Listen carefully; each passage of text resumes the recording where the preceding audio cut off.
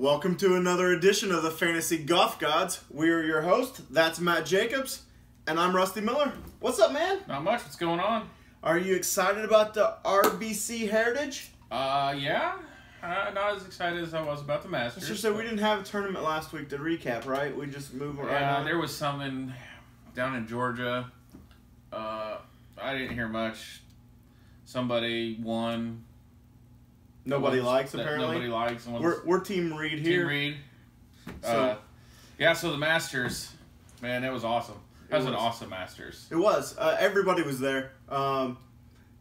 Everybody that we wanted to be a factor kind of was, except for Tiger and Phil. But, I mean, they still played the weekend. Yeah. They still had, they carried the featured group in the morning coverage for Masters.com, right? Did. So that's good. I don't know. I can't really ask for much more. I was heavy on Reed last week, so it was nice. I had way too much Chappell and Perez to really make serious money last week. I could have made probably some good money because I had a lot of Reed, but only getting 5 through the cut in that's rough. Most of my lineups because of one of those other two guys just didn't really pan out. So Ricky made a run. Yeah. Spieth made a run. I had a lot of DJ and JT, and neither of them made a run on Sunday. So I was hoping JT would make the run that Spieth made. I had him also in my one and done, which would have went really well. But overall, I mean, I was extremely happy, and it was a fun Masters to watch. So it was. I would have liked to seen Tiger play a little bit better, but I think we saw where he truly is versus where everybody thought he was. The ironic thing is his driver was the best club in his bag this week. He hit that driver really well sometimes, and his irons, he said it. His irons weren't there. And no, they were real shaky. They were probably the worst irons that we've seen him since the comeback. My guess is that he was so worried about his driver that he had spent so much time on his driver, but he didn't really even putt well either. I think he putted really well. He just wasn't getting them to drop. His Sunday round was really close to being a 65. He played really well Sunday, and just nothing dropped for him. So I'm he'll take a few weeks off. I'm excited to see him come back, but I think we saw where Tiger really is in this comeback, and I think he's going to progress better, and I think he's going to win this year. I don't know if it's going to be a major, but he'll win one. But it'll be exciting to see. I bet a lot of people pick Ricky next year at the Masters. I mean, yeah. He's going to be popular in a month for 2 months for the U.S. Open. Yeah. I had one good lineup with Ricky, Reed, Rory, and then another Ricky, Reed, Rahm lineup that did really well for me this year. I had a lot of Rahm, too, and he kind of fizzled on Sunday. He had a good run on Saturday. Sunday was good until, 15 when he put it in the water on a... I thought Reed put it in the water on that one. Did you see that? It should have went. But that's the kind of breaks you get. That's the breaks you need to win. Yeah. So for our coverage, we did the breakdown, and then we did our regular pod, and then we did a live pod, which was a lot of fun. That was. So we'll probably do that and pull that out for every major. Yeah, I think we should. And probably a Ryder Cup, just because a Ryder Cup. We're Ryder Cup fans, even if DraftKings doesn't have it.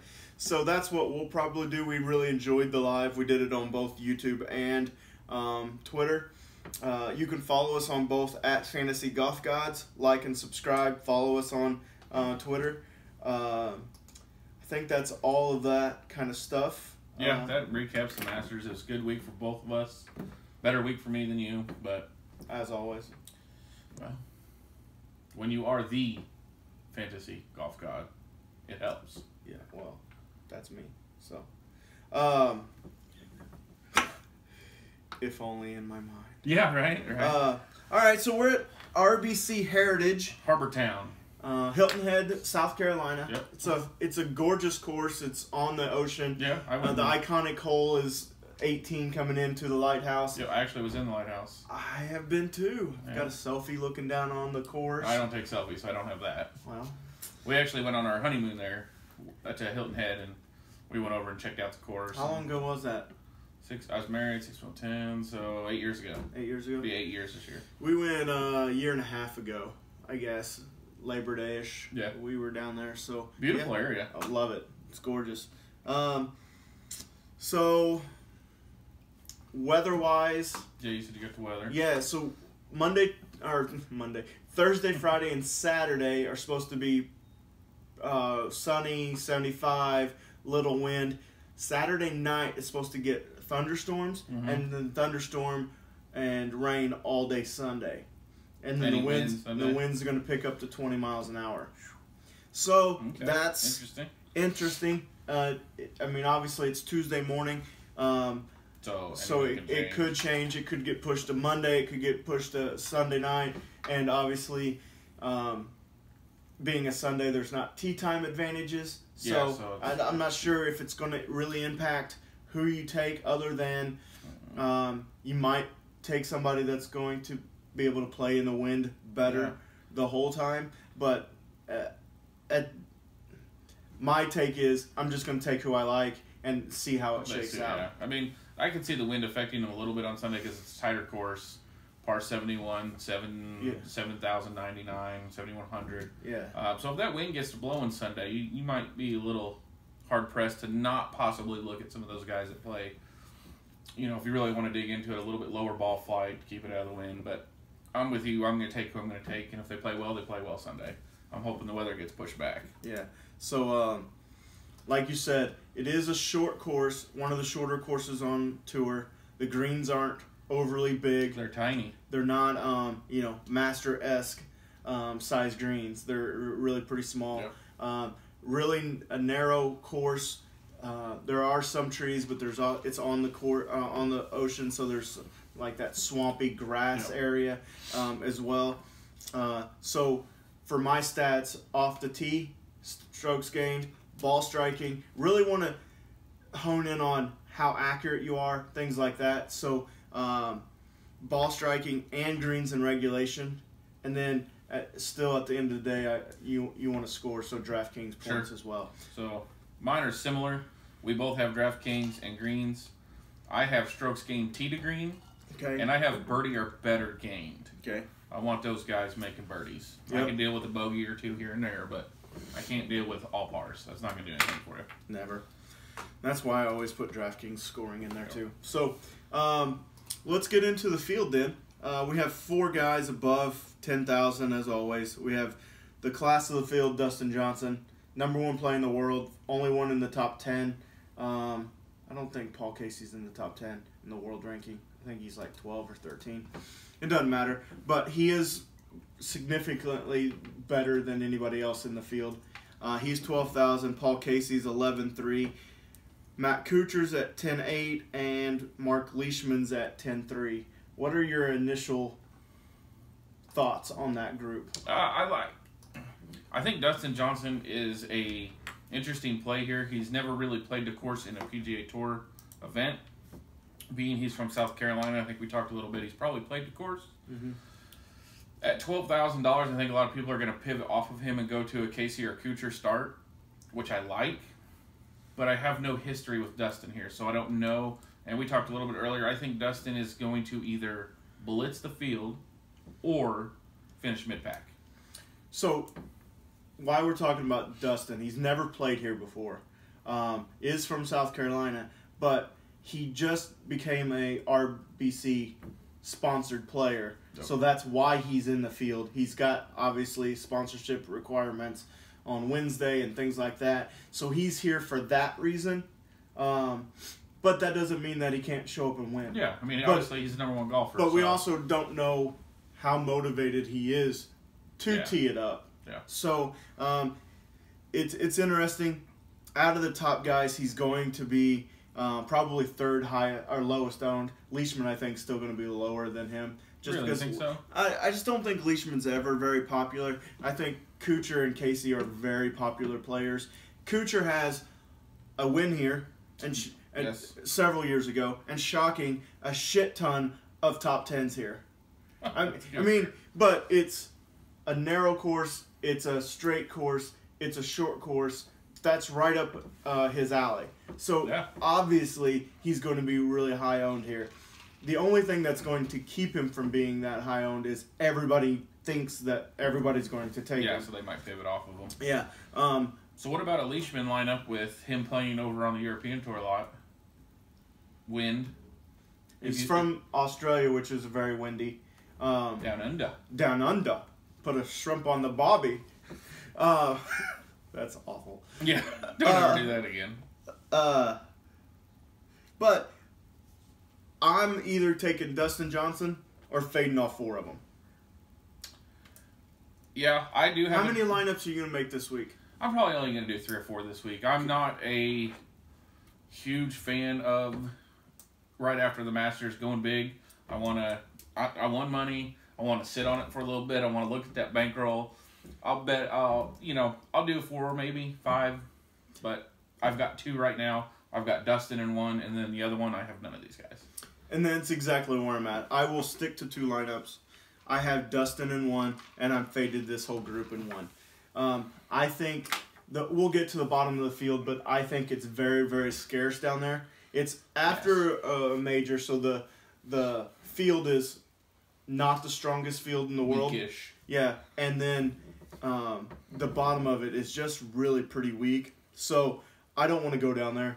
No, there's a lot of unknowns down there as far as possibilities. So, I mean, I actually honestly like a lot of guys in 9 and high 8s. So yes, I'm going to hammer that area a lot and leave this top range for other people other than DJ. Just because DJ can show up and blitz the field. And if you're telling me I can get his ownership at 8 to 9 to 10%. Yeah, if he's less than double-digit owned, all day long. Fantasy National right now has him at 10% owned, which is awesome.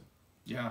So I'll have at least 1 share of him just because of that. So the big thing I look at this week, and it's kind of not necessarily important for our listeners, but the weekly league we play, I'm going through in my mind who's going to pick DJ because right now and I are the only 2 that I think would pick DJ based on ownership. Everybody else is just going to pivot off of him because it's $12,000. Right. So and last week at the Masters, we had 20 in that contest, and I was the only one with DJ.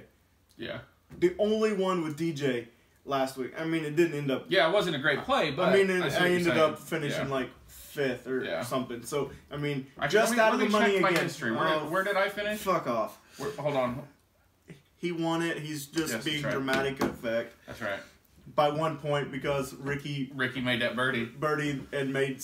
So him and another guy were within 1 point of each other, and the other guy had Spieth. So when Ricky made that birdie putt, it flipped those 2 and dropped Spieth to 3rd place instead of tied for 2nd and gave you an extra point. Yeah, and I didn't even think about that because I was actually with Justin when we were watching it, and I congratulated him on the 1st place. I was like, man, that's your 1st win in our in our league. That's awesome. Congratulations. I was happy with 2nd. And then like 10 minutes later, we looked like, I told him, I'm like, dude, you're 2nd place. He had a conniption. Yeah. So that's where we are at the top. I'm going to take DJ and that's about it. Yeah, I might look into Cooch a little bit. I like him. If Leishman goes low owned, I might build a lineup around him. He played well last week for the first 3 days. It really didn't do anything. I got caught up in the Tiger effect and took him and Fleetwood out of a couple lineups that I wish I would have left him in. But and the broadcast talked about how he I guess it was probably Thursday. Did he play with Tiger Thursday morning or Thursday afternoon? Thursday morning. Thursday morning, I think. And so I was watching on featured groups, and they were talking about that on the 1st or 2nd tee. And Leishman said that and told the press that he really relishes these things. It makes him want to prove that he's deserving of that marquee matchup and pairing. Where a lot of people run from it. And his best 2 days, honestly, were paired with him. So that's something to file away in the back of your mind for other times that he's paired with Tiger. Because, I mean, obviously Rory's talked about how it hurts his game to be paired with Tiger. Yeah. Ricky says he likes it and motivates him. Sure. JT says that. And now Leishman actually puts up numbers that so maybe support that. It's now having the reverse effect it used to. On some guys. On some guys. I think some guys it's still. I mean, look at Fleetwood. He played better on the weekend without Tiger around. So other than Sunday, he didn't really do anything. Yeah. So he had one good round, but whatever. So yeah, that's where I'm at on those. I agree. I don't think you're going to go bad with Leishman. I just don't think he's going to win. Out of these four, it's either DJ or nobody that's going to win, in my opinion. I could make a case for Cooch. I mean, you can. But I don't want his ownership. Yeah.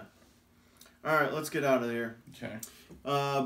9,000 is Brian Harman at 98, Webb Simpson at 94, Ian Poulter at 93, Cantlay at 91, and Cam Smith at 9,000. So I will tell you right now, I will have 0% of Ian Poulter because he's entirely overpriced here. And exhausted. I'd be surprised if he doesn't WD. I don't understand unless he has to, if he's an RBC guy too. But, I mean, he talked about going into the Masters how exhausted he was.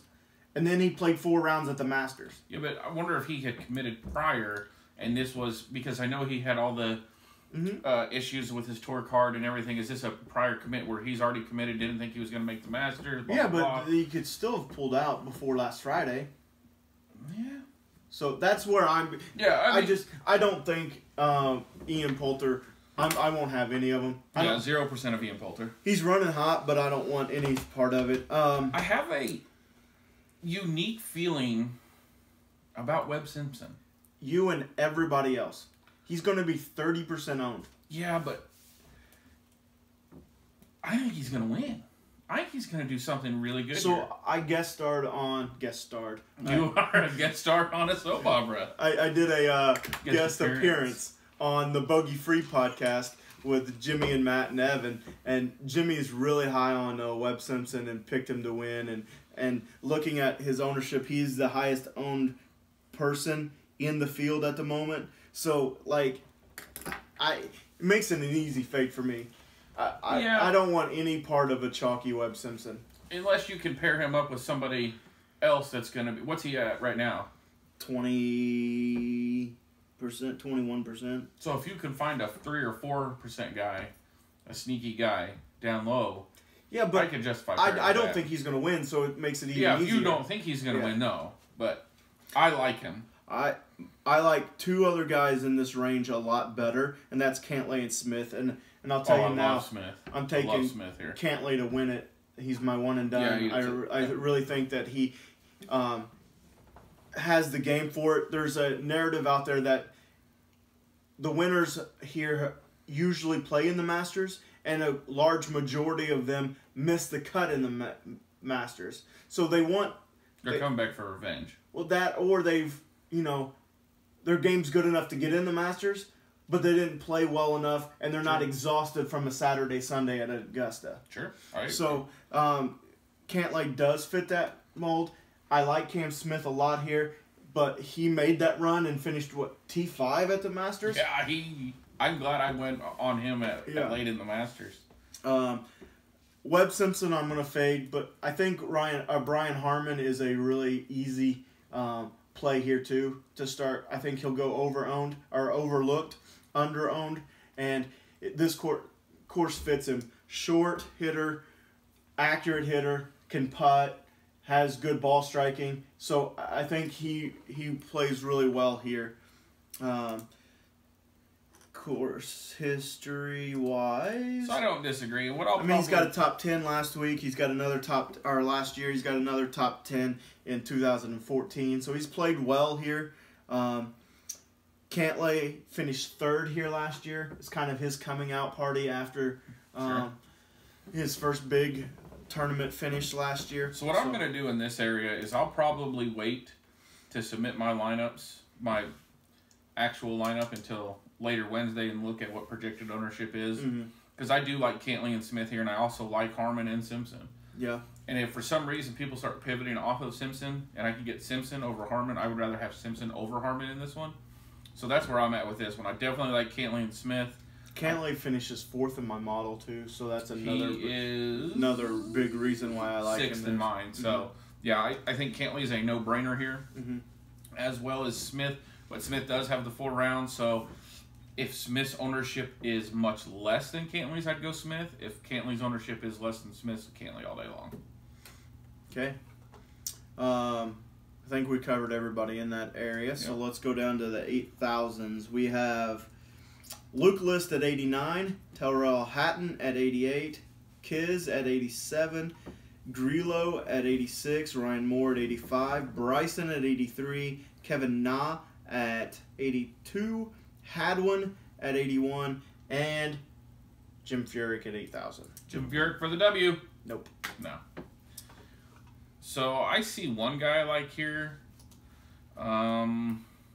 Maybe 2. Really? This is my favorite area of all. Well, I think there's a lot of people in this area that do well, but I think there's going to be a lot of ownership issues here. So, I love Luke List here. Finishes 3rd in my model. That's one of the guys I was talking about. Hasn't really done much here at the tournament. He missed the cut last year. I like Hatton here. I love Kiz. I think Kiz will be very popular. That's the only reason I don't like Kiz here. We can talk about Kiz. This is a Pete Dye course. There's always a universal feel that if you are a Pete Dye course guy, if you're a Pete Dye player, you're a Pete Dye player everywhere. Yeah, and that's where Matt Kuchar has a lot of. Kisner has 3 playoff losses on Pete Dye courses. He just went to the championship round of the match play, which was on a Pete Dye course. He's won here or finished really high here, which is obviously a Pete Dye course.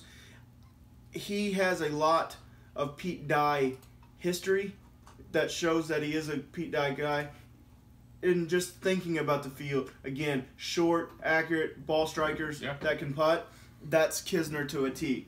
So I like him. And the other guy that I really like here is Bryson. So I'm semi with you. I really like List. I really like Hatton. I like Ryan Moore.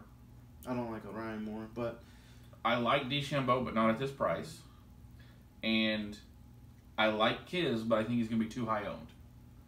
So in these areas, this 9,000 and below, 9,500. So Kiz right now is at 15% projected. All of this is ownership for me because I think List, Hatton, Kisner. But nobody likes Hatton, so you're going to get him at that's the thing 6 or 7%. And right now he's got 11 of 12 cuts, scoring average of 69.3, the highest in this area's fantasy DraftKings points, and 5 top 10s. And if I can get him at the lowest owned, I'll put him in 100% of my lineups if I'm only doing 4. Okay. But that's it. It's an ownership here in this 9,500 and below because I think there's a lot of guys like the Webb Simpsons and everything that can do really well. So I'll look at ownership and say, okay, List is at 12, Hatton's at 5, Kisner's at 20. Let me take List and Hatton over Kisner and DeChambeau. So I don't like Kevin Na. No. He does have a top 4 here 2 years ago. The simulation on Fantasy National really loves him this week. Really? Yeah. Don't want to give it out his place, but it's surprisingly high. Yeah, that's one hand. So he's in the top 5. How old do you feel Kevin Na is? I mean, he's got to be. I mean, he's probably like 33, but he looks like he's 58. He's 34, and I feel like he's 80. Yeah, I always think that he's in the 40s, but he's pretty young. He's just been out on tour for 20 years already. No, he's got a T39 last year, a T4, didn't play, then a missed cut. Yeah. So, I don't know. I just wanted to bring up him, that there is merit to playing him, but I'm in a strict, and have been for years, a strict do not play Kevin Na no, I'm not going to play him. So I never take him. There's one other guy I like in this area. You like Grillo? Nope. Hadwin? Yes. You had one. I have him starred. I like him. He's just not good. At 2 lineups, he's just not going to make it into any of my lineups. No. I just know he's not a big hitter. He's typically very straight off the tee. He's a good ball striker. His putting's usually pretty good. Had a decent showing at the Masters. I should have went with him a lot more than Chappie and Perez, and I would have probably made some decent money last week. But We live and learn. Yep. So, and no Jim Furyk. So, all right. Let's keep rolling. All right, where we go? 7-9 to 7-5. I'm just going to throw out some names that I like, and we can talk if you want. I like Chappell again. He fits the miss the cut narrative. Yes. Even though he cost me a lot of money this week. Last night on that podcast, I told him I was on a full fade of him, and he was grounded because of that. 24 hours later, and probably 12 hours later, I've probably reconsidered again, and I will have some Chappell. I like Xander a lot here. I think he's really underpriced in this field. He's a better quality golfer than the other people around him, I believe. Willie McGirt plays well on Pete Dye courses. Okay. I like him, and Francisco Molinari I like because he fits the kind of a grinder, especially if the wind gets up. Yeah, that's a good pick if the wind goes. And he's a short hitter, can score on par fours. There's a lot of scoring on par fours in this tournament. And the last guy I like, just because of his ball striking, is James Hahn. Interesting. So, I'll do the same thing. I like Chappie. I like Zach Johnson. I like Charlie Hoffman. I think Zach Johnson's going to be Kuchar-esque owned. And most all of my plays come down to ownership Wednesday night. I'll build these lineups. I'll build the Zach Johnson lineup because I like him. But if his ownership's way too high, I'm gonna trade him for somebody else. But I think if there's still any casual money that's left over from Masters, people won and then they want to play again, see if they can capture it. If it's public or casual money, I think they're going to tend to gravitate toward Zach Johnson in this area. Oh, I think so too. I really like Charlie Hoffman here. Okay. I don't. He kind of did the same thing last year at the Masters. Played well early, faded, and then he came to this tournament and didn't play super well. Let me see. He was cut last year, but part of that he missed the cut. 64, 38, T6. Yeah, so I think he just gets let down after the Masters. Yeah, but that's just me reading into a missed cut last year. All right, so let me ask you this then: the Luke Donald. Last 4 years, only one finish outside the top 3. Mm-hmm. Second last year, second year before, 15th, second, third. So this came up on the podcast again last night, and he's 127th in my model. Okay. His range of outcomes is clearly a top 3. He's never won or hasn't won forever. But I think he could miss the cut really, really easy. So to me, he's not worth it. Like if he top 3s or even wins, I'll tip my hat. I don't think he's going to keep me from winning money, but if he does, fine, I'll lose money like I do every week. But I'm not writing my lineups on Luke Donald. There's just no way. I see the appeal because of the track record. What about ownership? What if he's really low owned because he's going under the radar here? I don't care. Because I feel like Tiger never missed a cut at the Masters or whatever. He's super good at it. Sure. I feel like Luke Donald is this is his home course. It's not his official home course, but he can go there and he knows where the ball's going. He knows what the greens are doing. So he might be able to come in a little bit less than average on his performance and still play well here. So if you look Wednesday night and he's 2% owned. Yeah, but right now he's 12% owned. And Xander's at 9% owned. You take Xander all day. Absolutely. Okay, so I don't know what the ownerships are, but that's if he's super low owned, I'd take a shot at him. I don't touch him even if he's 0% owned. So now, do you have any worry about Xander never playing this course before? No. Look at what he did last year. He won the Greenbrier without ever being there. He won the Tour Championship without ever being there. He can win courses the first time he sees them. Sure. I don't worry about Xander at all. And you're not worried about the cut from Hahn? Never finished inside 35th? No. Okay. I mean, no, I'm not. His ball striking is good. So. Okay. All right. All right. Any love for... Where we go? We're going down farther. Well, We got to get down to where did we stop? Pawn. Yeah. So then we have the rest of the field. Yeah, because I'm not going into the. I mean, I guess we can talk. So, at 7,000 to 7,400, Brandon Harkins, as always. I think he's a good quality player. Sure. I think he's probably the same skill level as Luke List a year or so ago. He's just a younger version of him. Long hitter that can put up a shit ton of points, but then also is pretty erratic and misses some cuts and things like that. Okay. And then Billy Horschel, I like a lot. I don't know why. He doesn't have really good course history, and he's not in really great form, but I think his name there is a lot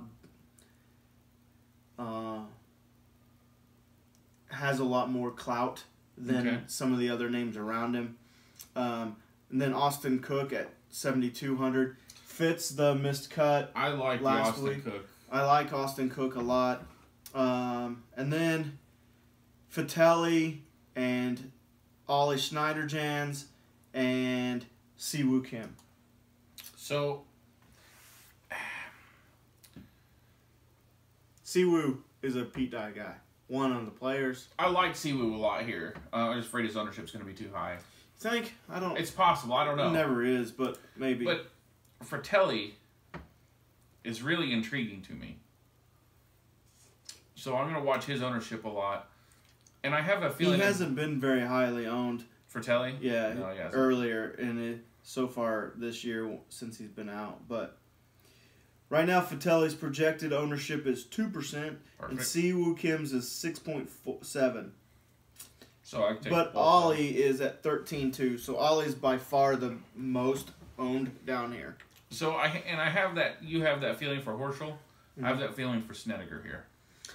I mean, I can see that. I think he actually even has a win here, so it doesn't surprise me. But other than that, there's a few you said down there, but I don't see anything else. Siwoo, I like Siwoo. I'm probably gonna take Fratelli. Heck, I might take Fratelli and Siwoo and save some cash. If they're going to be that low owned, because then I can. If you take DJ, you can do that and not have to go down to the 6,000s.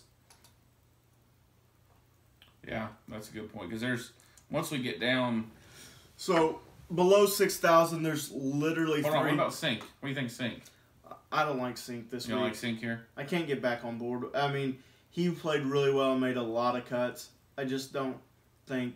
I mean, he has good history here. Over his last, 15 years, the last 5 years isn't particularly great. He's missed the last 2 cuts. So, I won't have any Stuart Scott. I won't have any of him either.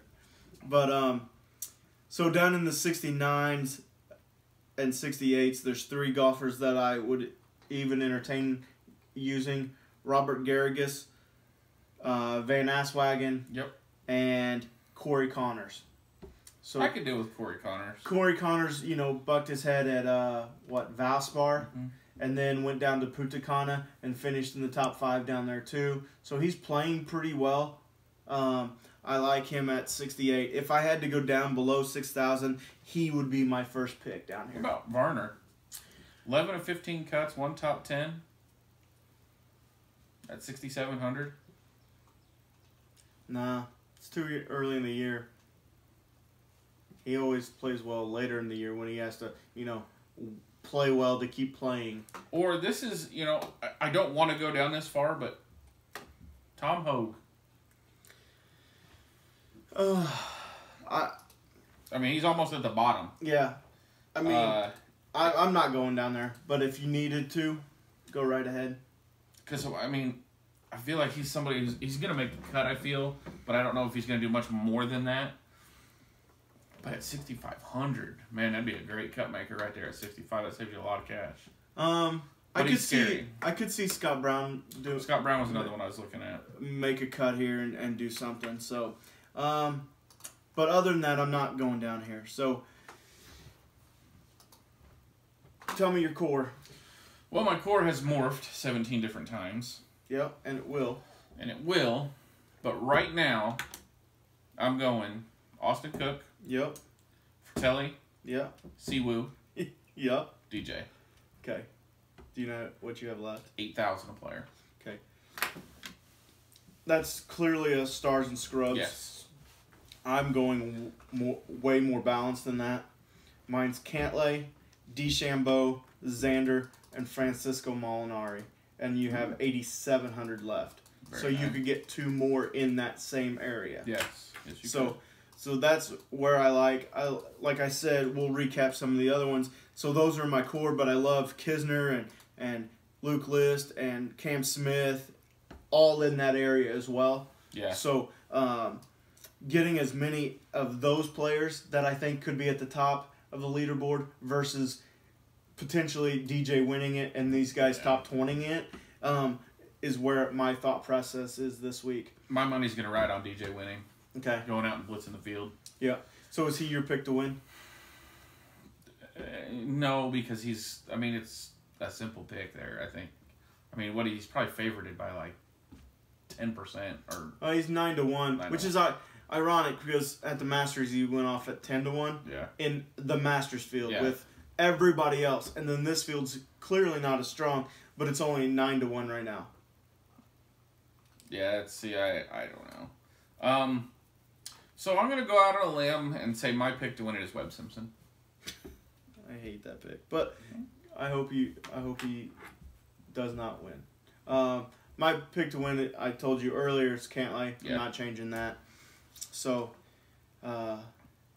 did you play any of that DraftKings weekend golf or the round golf? Yes, round golf. I did. I really liked it. I thought it was a lot more fun. It gives you an opportunity to have a sweat on Sunday if you're already out of it, which That's is what nice. I liked about it. Because, so I can recoup some money or lose more, but still have something to watch and stress about and sweat over. So I liked it a lot. I probably won't play it if it's on a Friday. Like, I think they did, a Friday and a Sunday this year? Or did they do Saturday, Sunday? I feel like they did all 3, but I don't remember. I think they did do all 3. I played it Friday, I think, and then I didn't play it over the weekend. But I think there's money to be made there if they keep doing it. And people aren't smart enough to realize that placing still has points. See, that's what I did. I threw one in a quarter arcade or jukebox, whatever it is, just to see how it works. And I ended up winning $6 or something off that quarter because I had no idea how it worked. I looked at the rules a little bit, but I wanted to see how it... I didn't look at it, and I'd been playing weekend golf where it didn't. So I put one in the $3 one, and then I took a couple low guys and then a couple high guys, and I missed the money by, of course what I do is miss the money by like this much. And then I went back and looked, and I saw that the places matters. Yep. So that's really cool to me. So I think I will start playing that a little bit more if they keep offering it. I liked it better than weekend golf. I'm not a big fan of weekend golf, but I think the round golf is a lot more fun and more entertaining. I would agree. Awesome. So I think that's it for the RBC Heritage and Hilton Head. Yeah, I think so. We'll see. I hope the weather holds. Yeah. I'd like to see it say sunny for those guys all through Sunday. Yep. But what do we got next? What's after RBC? I think it's Zurich, but I'm not sure. I think it's New Orleans. It's the team event. It's a team event. That they're going to have walk-up music to. Yeah. What are they trying to do? I don't know, but it sounds fun, right? I guess. I mean, you're already bucking the tradition of traditional golf with team golf, so you might as well make it fun. What are they going to do? I mean... I guess just to the first tee, right? I mean, it's not like they're going to follow them around the course. Sure. I like it. Yeah, I mean, make it a little more fun. There's nothing wrong with having fun in golf. So No. I'm all for it. So let's have a little fun and do a little, make it a little different, more entertaining for the fans. Now it's back to fans because we're not at Augusta. Yeah, we're no longer patrons. We're fans now. And we can go to tee boxes instead of teeing grounds. And we can yell, what can we yell now? Dilly dilly? Dilly dilly. mashed potatoes, activate the glutes. Yeah. All of those fun things. So, all right. Guys. Like and subscribe if you're still following us, because we'll need you because you're the only one still following us. So, we'll see you next week. And if we're not winning money, maybe you can. Yeah. So, good luck. We'll see you next time. Take care, guys.